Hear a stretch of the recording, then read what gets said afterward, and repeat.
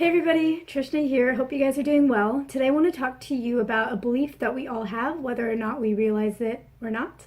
And that belief is the belief that or we would say it to ourselves as I am not enough or I am not good enough. And that belief, you can look at it as something that is a negative aspect of our lives. It's a negative way of looking at ourselves.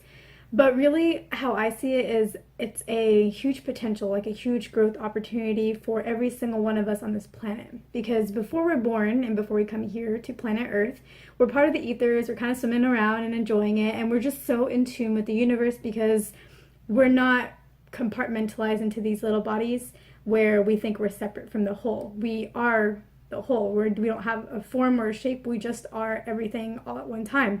And when you really are just everything at one time, and you're not limited by like the two eyes that you see out of into the world, you're just so in tune with the universe that of course you know you're worthy because you just exist, and you're just so in tune with the beauty of everything that is around us. But then when we're born and we come here to Earth, we start to lose sight of that. We start realizing that I'm different than my mom, I'm different than my sibling, I'm different than my friends, and I look different, and I think differently, and I see differently, and we start thinking that we are separate from the whole.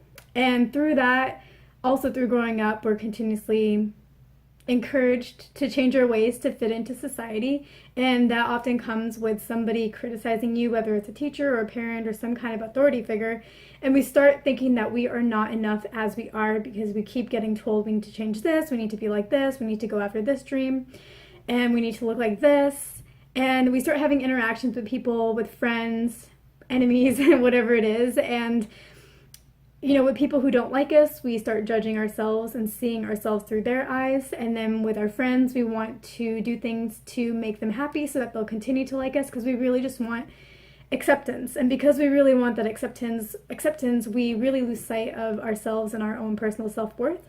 And the fact that with or without anybody else's acceptance, we are a part of all of the universe, even though we think or sometimes forget that we are because we're in these bodies.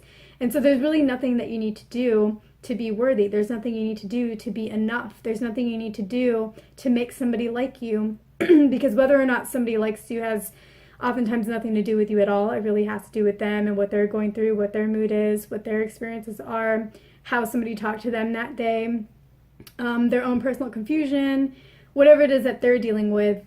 That could just trigger just them not liking you or whatever it is. So we lose sight of our own self-worth when we come down to this planet and we're separate from everybody else, or we think we are.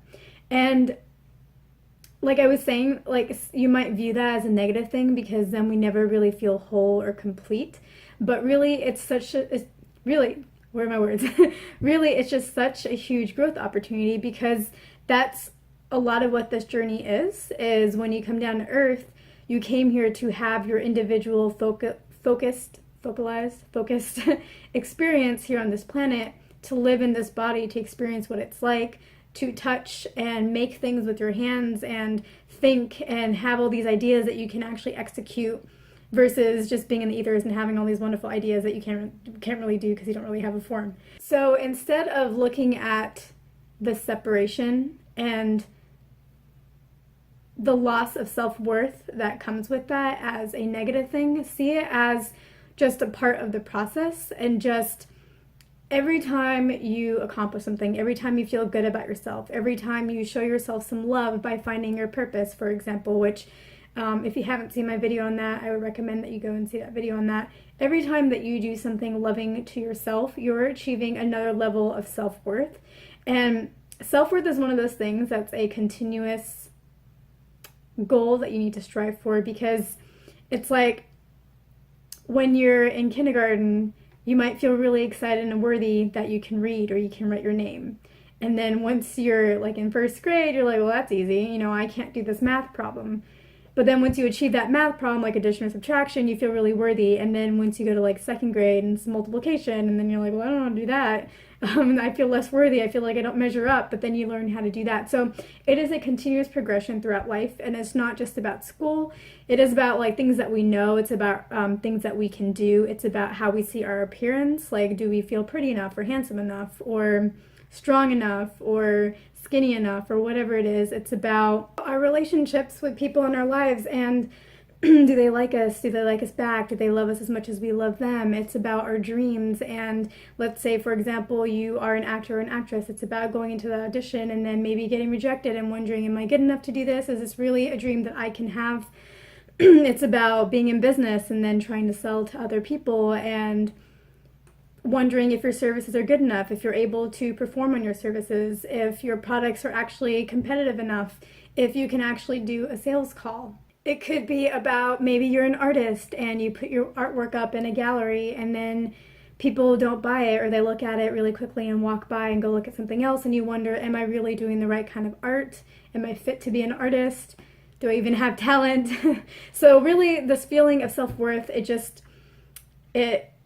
it can span every area of our lives. It really hits us where it's really important to us. It really hits us to where our dreams are, or whatever our desires are. That's where it tends to affect us the most, because whatever our desires are is what we really hold close to our hearts.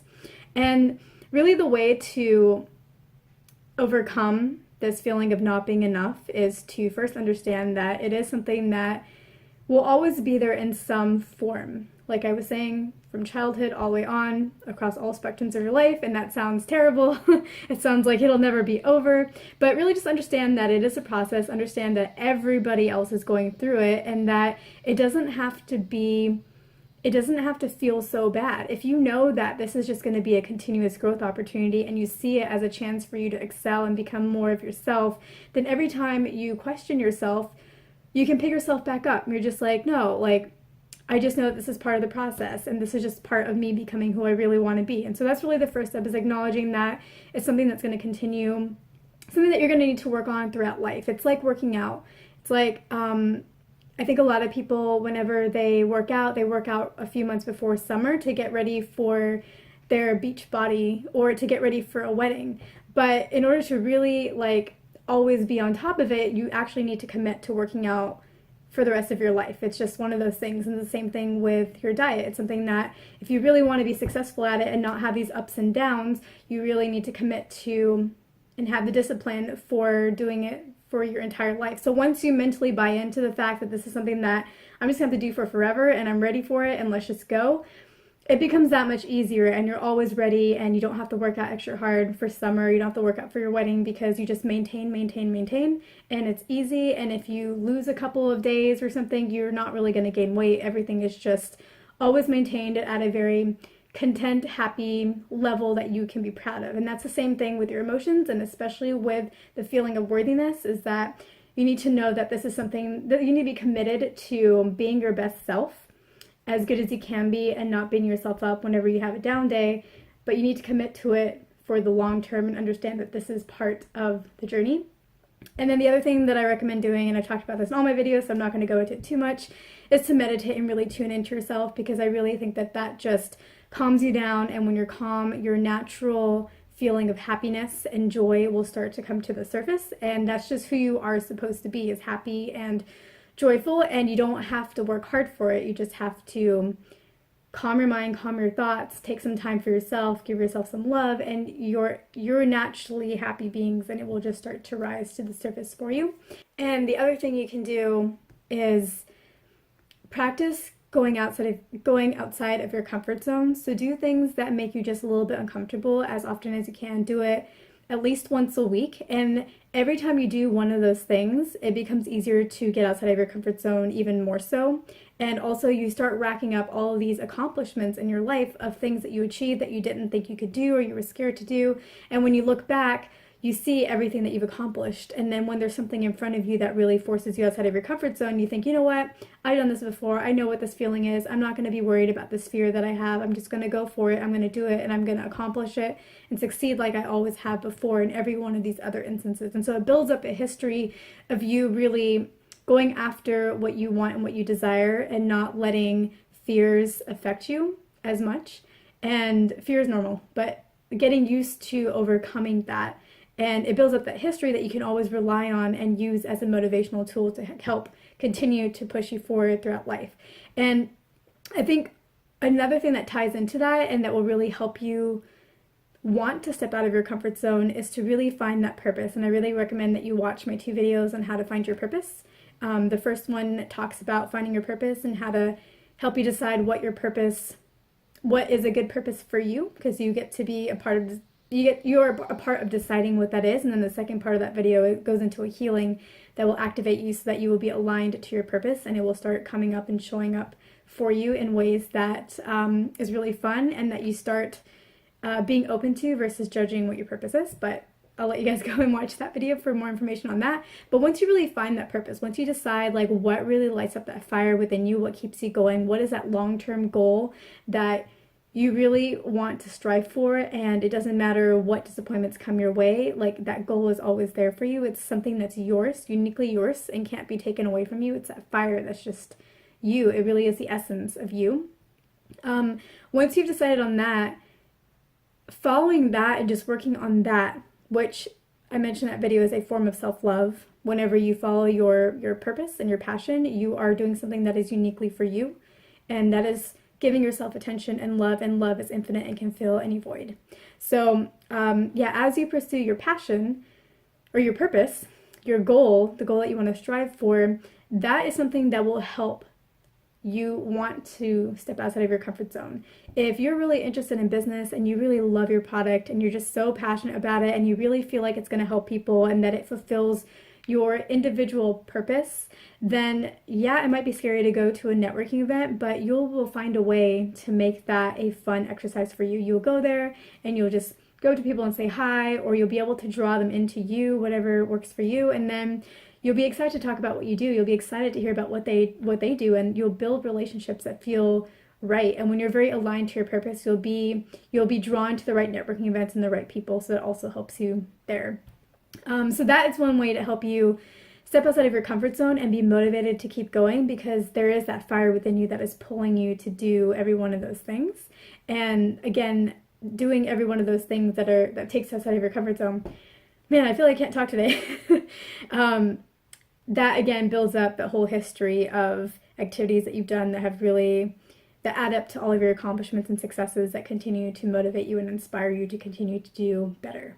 And as you guys know, I really like doing healing activations, which we're going to do in part 2 of this video. It will be a general healing activation for helping you feel and understand that you already are enough, just because, like I was saying before, there's so many different aspects to this. There's like outward appearance, there's do you have enough education, there's a whole comparison aspect, there's will these people like me? In love, it's like, well, does this person love me as much as I love them? Do people like my art? What if I can't accomplish my dreams? Well, there's just so many different aspects to it, so I'm going to do a general overview of it to really hit the main points. But before we get into that, I do want to do a really quick recap of the points that we talked about in this video, which is 1, like, understand that we're all working on ourselves and we're all growing, and so there is always going to be that gap that makes us feel like we're not enough temporarily. But as long as we understand that there always is that gap, we can strive to close that gap and strive to really feel better about ourselves and understand that it's just a process and it's just something that happens throughout life, because we're here to grow. And of course, like, there's always going to be a gap of not knowing or not feeling like you're good enough until you achieve what you want to achieve. And then the second thing is I always encourage meditating and really tuning into yourselves and becoming at peace with yourselves, and just really tuning into your own inner happiness and your own inner self, because when you do that, your happiness starts to rise, and that just propels you forward on all levels. And then we talked about stepping outside of your comfort zone and doing little things that take you outside of your comfort zone, doing them once a week, maybe more often, to get yourself used to closing that gap. Get yourself used to closing that gap and having accomplishments and successes and building that whole history of accomplishments, of overcoming that gap that you can rely on, and that will keep pushing you forward and motivating you anytime that you feel a little bit too much fear about stepping outside of your comfort zone in a bigger way. And then the last thing that we talked about was really aligning to your purpose, and I recommend that you watch my video on that. Aligning to your purpose, because that is really the fire within you that will propel you and keep moving you forward and keep pushing you to go outside of your comfort zone, to build the whole history of accomplishments that you can always rely on and remind yourself of, and keep boosting yourself up with confidence. Yeah. So that concludes part 1 of the You Are Good Enough video, and now I'm going to go ahead and record part 2, which will be the healing activation. So again, if you're interested in that, go ahead and watch that video. All you have to do in that video is listen to my words. You can watch the video or close your eyes and sit back. As long as you listen to the words, your body will be activated, your soul will be activated, your emotions and your mental aspects will also be activated, so you'll have complete alignment, and you will really start to understand that you really are good enough as you are, and this is all just a process, and you're worthy. You're worthy. If you weren't worthy, you wouldn't be here. If you weren't worthy and you were here, you would just be a waste of space and time, and guess what? It doesn't work that way. So you are worthy, and that healing will help align you to that, so you know it for yourself. So again, hope this was helpful, and I'll catch you guys in my next video.